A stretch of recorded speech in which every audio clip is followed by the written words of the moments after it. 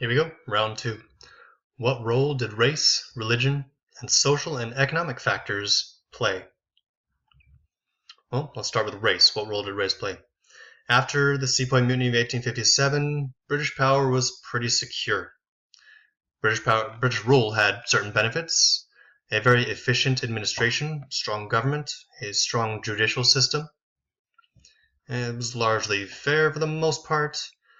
They set up a network of railways that increased travel for the first time, so people were able to travel across India for the first time, as well as trade, and so they're able to trade within India more efficiently, but they're also able to get all of their goods to market across the planet now, as they can get to Indian ports like Calcutta and Mumbai easier.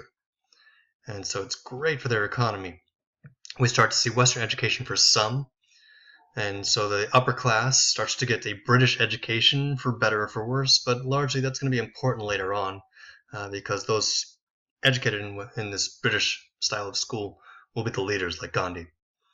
There are major problems as well to British rule, in that there was an assumed racial superiority of those shipped over to rule. And the English felt superior, and the Indians resented colonial control from these outsiders telling them how to run their country. Religion.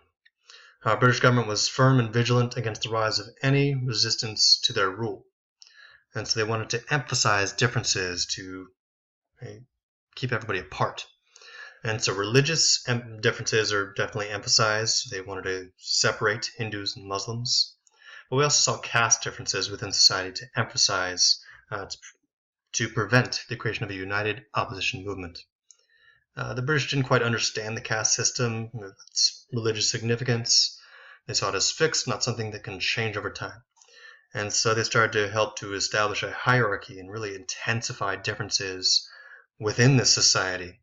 And so they started, for the first time in 1871, to record the caste of everybody.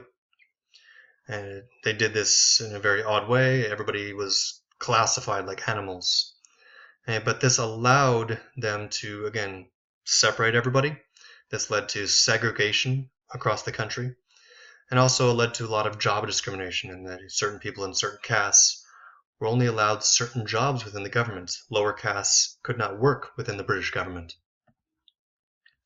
By the end of the 19th century, a lot of these people that were educated, largely men, that were educated in the British system, started to demand British rights. And so they wanted Indian representation in their own government. And so in 1885, they formed an Indian National Congress. From here on out, I'll say the INC. The founders were part of the wealthy, middle to upper class. These were graduates. They all spoke English.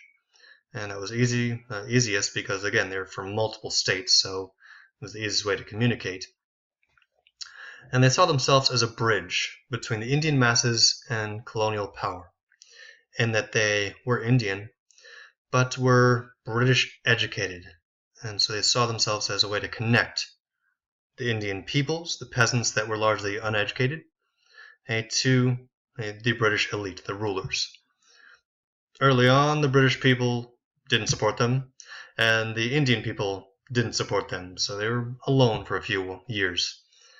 But by allowing by the British allowing this moderate group, this limited the creation of more radical nationalist groups, like communist groups.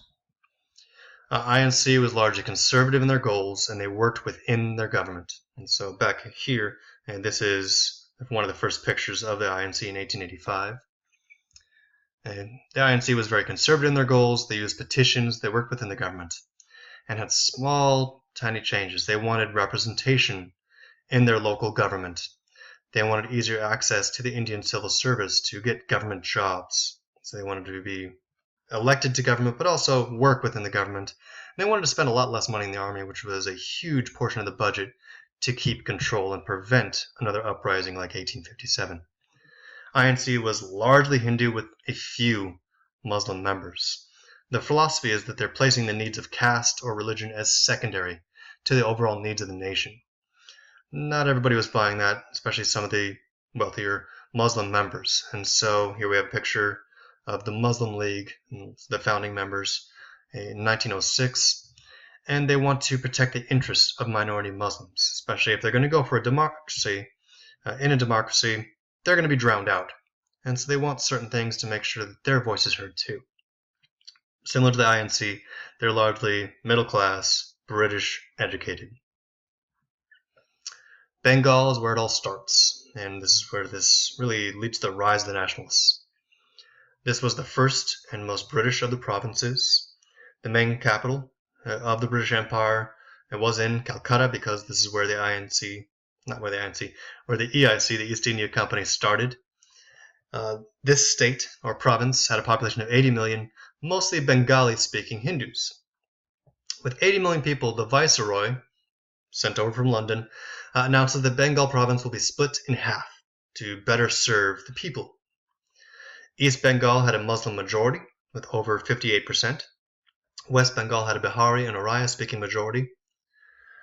And overall, this would weaken the Bengali majority in all the provinces. So overall, we have a Bengali-speaking majority, but if you split it in half, the Bengali-speaking majority is lost, and they lose their power.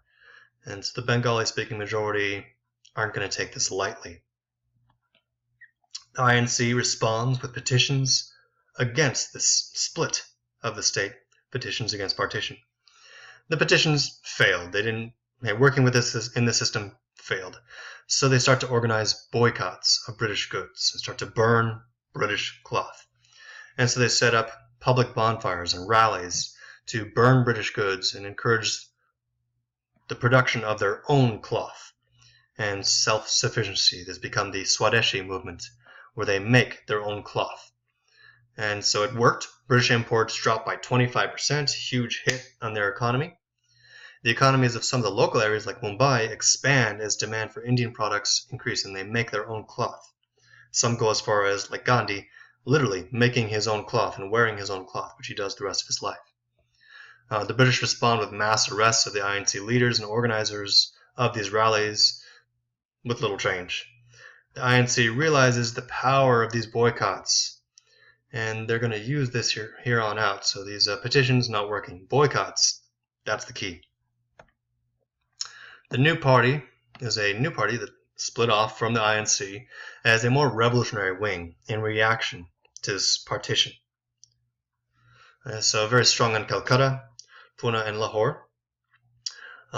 Moderate leaders started to be brushed aside, especially in the earlier era when petitions weren't working, in favor of more extreme radicals like Bal Gandhar Tilak, who wanted more active opposition. And some of the guys started to call for assassination and sabotage and violent protests against British rule. And Muslims in the area started to worry, and so the INC made appeal, because the IMC started to make appeals to Hindu nationalism. This became about Hindus versus Muslims in this case. And so, in many cases, this alienates Muslims within the INC, and they split and they join the Muslim League.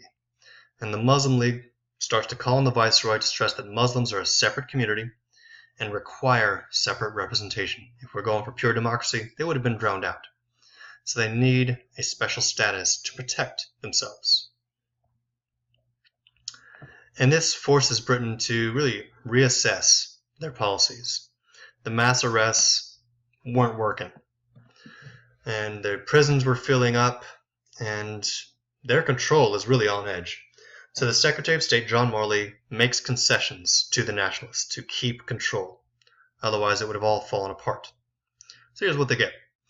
Indians get representation in government, and that's at the national level as well as the local state level. And so in 1910, we get elections for central and provincial legislative councils.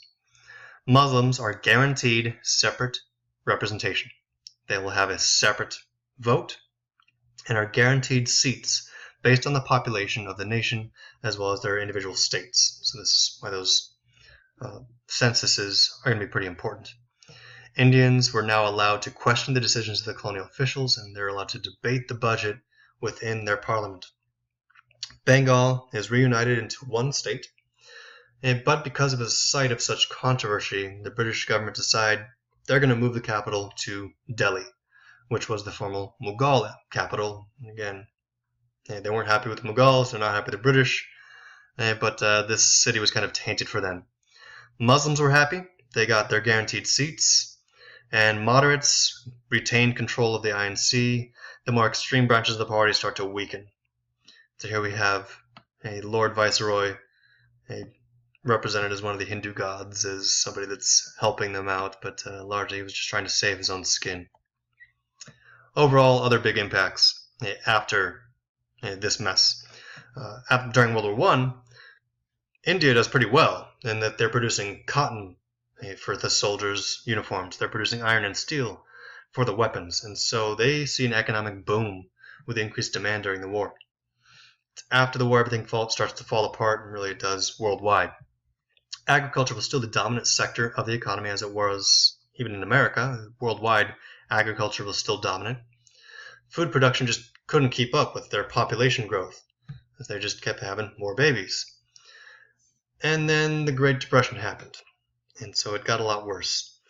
The Wall Street crash of 1929 results in a decrease of demand for everything that their agriculture industry is producing. And so they continue to produce these things, but nobody buys them. And so the value of their crops drop as demand for certain things like cotton drops out. And so farmers go into debt. They borrow money to keep their farms, and these are just small local family farms, but because nobody's buying the cotton, they can't pay off their rent, and they lose their farms. They become unemployed, and so we see a wave of millions migrating to the cities in search of work in the 1930s. The exact same thing happened in America. As family farms in America dropped out, people ran to the cities. Civil unrest started to increase in these cities as, again, we had a lot of homeless people looking for jobs, and this led to serious problems within the cities. And with a high unemployment rate, people are frustrated. They want answers from the British. The British don't know what to do, so people join the IMC and are getting ready to get rid of the British. So here are examples of some of these crops: corn, cotton, jute, wheat, that just weren't in demand during the Great Depression. So the Great Depression in many ways causes this movement and causes change. And so that was the big question. What role did race, religion, and social and economic factors play in this call and rise of Indian nationalism?